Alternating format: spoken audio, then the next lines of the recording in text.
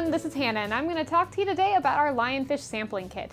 This is one of our most versatile kits and you can use it from elementary all the way up to high school to discuss a variety of integrated STEM topics.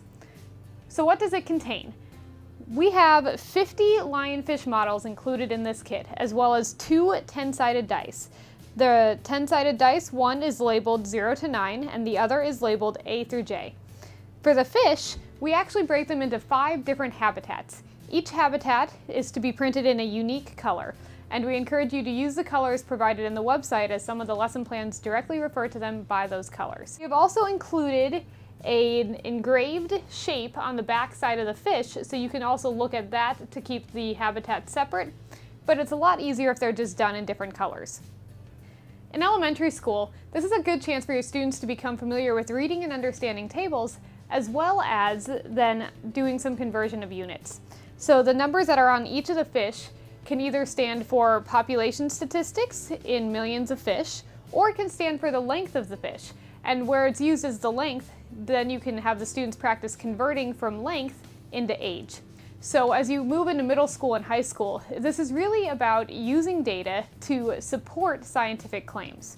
The way the kit is designed, you can actually do a variety of studies, including a longitudinal study of population dynamics as you're looking at the population numbers of lionfish within the Florida region. In middle school, you can get a chance to do a lot of graphing practice with histograms, and you can even get into sampling methods. How do you sample the fish? Are you doing stratified random sampling or cluster sampling?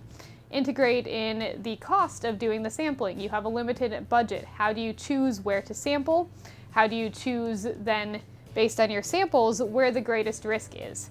Now, the reason I say risk is that lionfish is an actual invasive species that has made its way into Florida and is wreaking havoc on our ecosystems. So while you're doing all this mathematical analysis, you get a chance to talk about human impact, interspecies interactions, and the impact on an ecosystem when a new predator is introduced. When you're doing the statistical analyses of the data you're collecting, in middle school it's a really good chance to practice mean and absolute deviation. In high school you can do standard deviation. So the whole time you're doing the activities with this kit, it is tied to real-world professions, real-world problems where we're trying to solve an issue here in Florida and the students get a chance to be a part of that. On an entirely different note, one of the other activities we have for this kit is really kind of fun. It gets into high school level statistical analysis in terms of fair game play. And you're trying to determine if the points allotted to a particular happening with the fish is fair in terms of this game. And the game is lob the lionfish. So if fish could fly, how would they land? And you throw the fish in the air, and based on how it lands, it is given a designated amount of points. But then students have to determine if it's a fair amount of points. So go in and they sample it and they test it and they see if the points allotment that is given for each of these different positions is accurate and an appropriate amount of points for fair gameplay. So that one doesn't have any science tied in, but it's a really fun activity for the students and they really get to enjoy it at a high school level.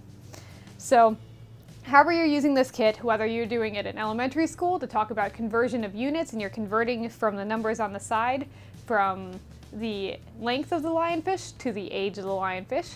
In middle school, where you're doing these statistical analyses, you're starting to use the data to justify the scientific claims. You get into sampling methods, you can do graphing of histograms and these longitudinal studies of the population dynamics, or you move into high school where we're doing more advanced levels of those same things in middle school, and then even getting into game design and fair gameplay with a high-level statistical analyses of these fish. There's a lot of really good STEM integrated activities at every level for the students to really enjoy and just have fun playing with these kits. We hope you enjoy it and have a great day.